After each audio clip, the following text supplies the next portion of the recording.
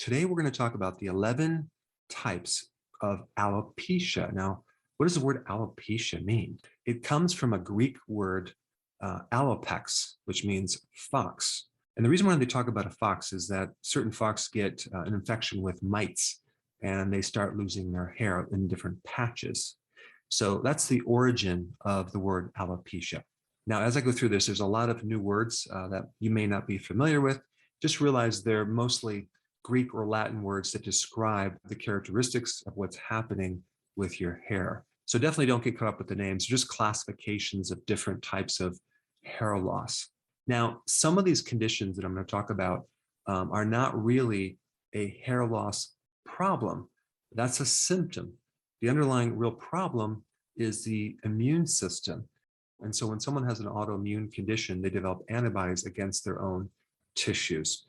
In certain types of alopecia, you have the body developing antibodies to your own hair follicles, and that creates a loss of hair or some type of thinning with the hair or damage with the hair root, or the hair just doesn't grow. Other types of alopecia could have a genetic component, but don't get too caught up in the genetics because there's something called epigenetics, which is above your genes. And so you can do things about this, even though you have a genetic problem.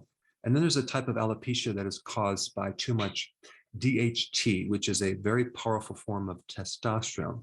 So I'm definitely going to get into the remedies after I describe each type. So let's start with number one, alopecia areata. Okay, now what does the word areata mean?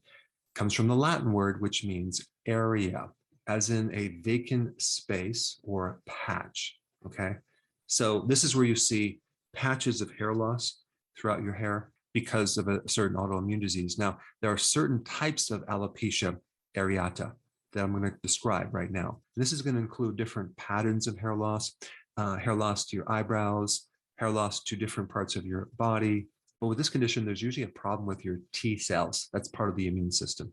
Your body has some type of confusion and it's attacking the wrong thing, our own hair.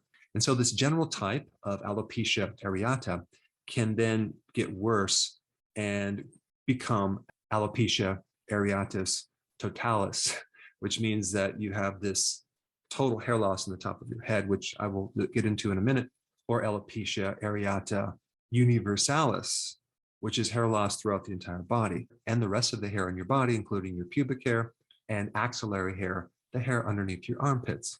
And then the next type of alopecia is called diffuse alopecia areata, and sometimes referred as incognita. And don't ask me why they use these incredibly long names, maybe to make them sound very, very scientific.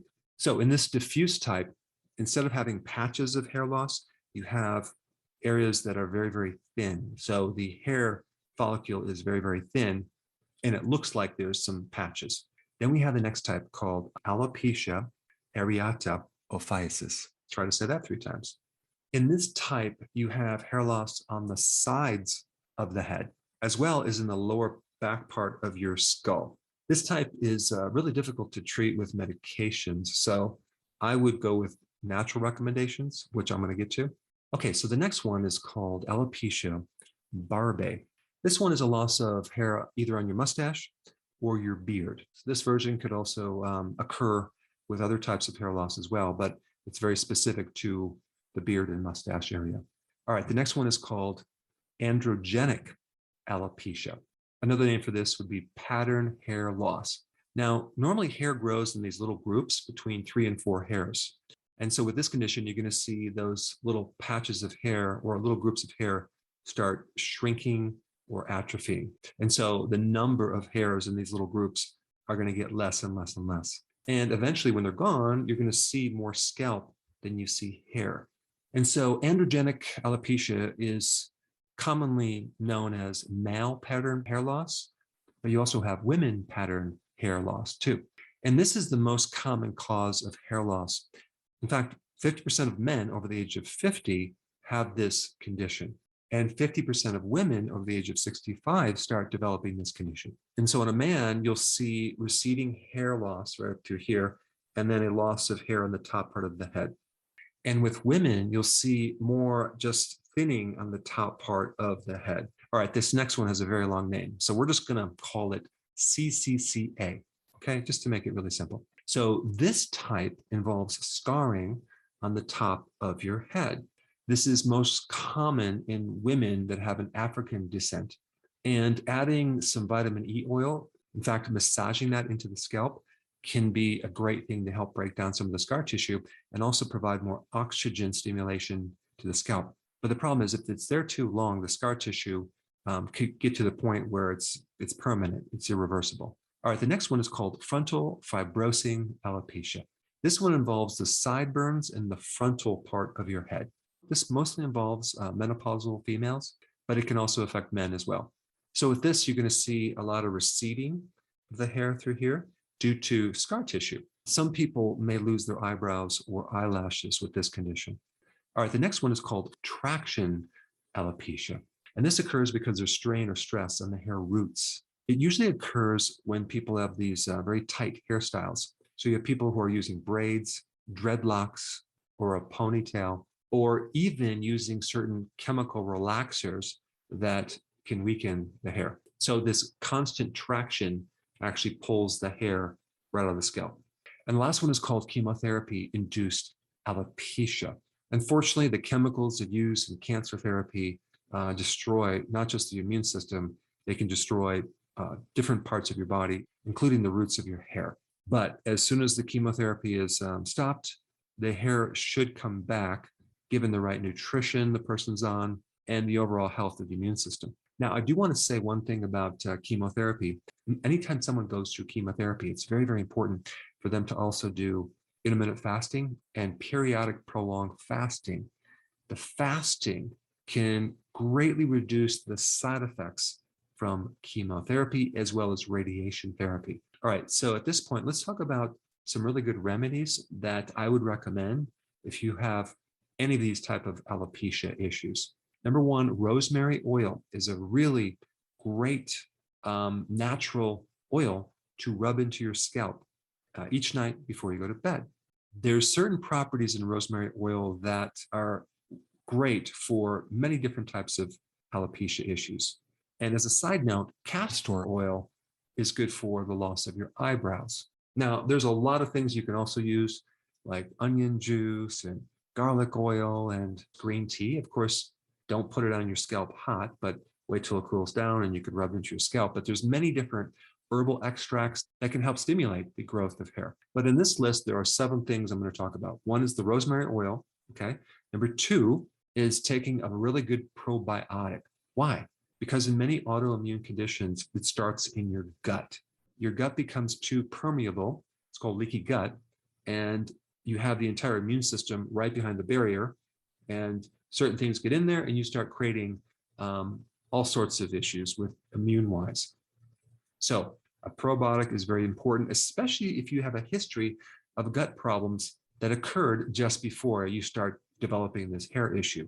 I always recommend, to get a clue on what's causing your hair loss, is just to look back in time and find out what occurred just before you started to develop this condition.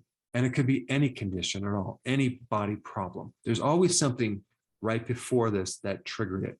It could be a severe stress, like a loss of a loved one, which, by the way, is behind a lot of autoimmune diseases.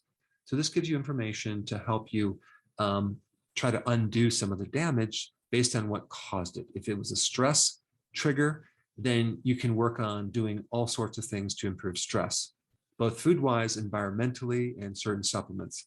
All right, number 3, zinc. Zinc is essential if you have any immune issues at all. Number 4, vitamin D. Vitamin D and zinc for any immune problems is very, very important. Vitamin D is an immune modulator. It is the best remedy for any autoimmune condition. I've done a lot of videos on this, and I would recommend taking nothing less than 10,000 IUs, but probably 20 or 30,000 IUs of vitamin D every single day. All right, the next one is using an infrared type treatment on your scalp. There's a lot of new devices coming out that are like little helmets that you put over your head. The infrared spectrum of light energy is really good to help reduce androgenic type problems with the hair. Because what's happening is we have this enzyme that's converting more free testosterone to DHT, which is a very powerful form of testosterone, and that's burning the hair out. And so anything that you can do to interfere with that process is a good thing. And there's a lot of herbal things you can take too, like saw palmetto, stinging nettle root. But the infrared light on your scalp has been shown to create some significant improvement in your hair. All right, so the next one, and we fasting. You need to be doing intermittent fasting, okay? And definitely periodic prolonged fasting. Fasting for autoimmune conditions, to drop inflammation, for any genetic problems or weaknesses is dynamite as far as the effectiveness in helping you put this thing back in remission, because we can never say cure. We'll just say put it back in remission. Fasting is probably one of the most powerful epigenetic things you can do, especially if you have a genetic predisposition to any condition. All right, and the last thing is reducing your stress. I've already mentioned that, but there are many, many things you can do to pull yourself out of this stress state. And I'm talking about a chronic stress situation where you're stuck between a rock and a hard place. It could be either environmental, where you're in an environment where there's a lot of stress, or you had a severe loss. There are many things you can do. In fact, I want to put up probably one of the most important videos I've done on stress right here. So check that out.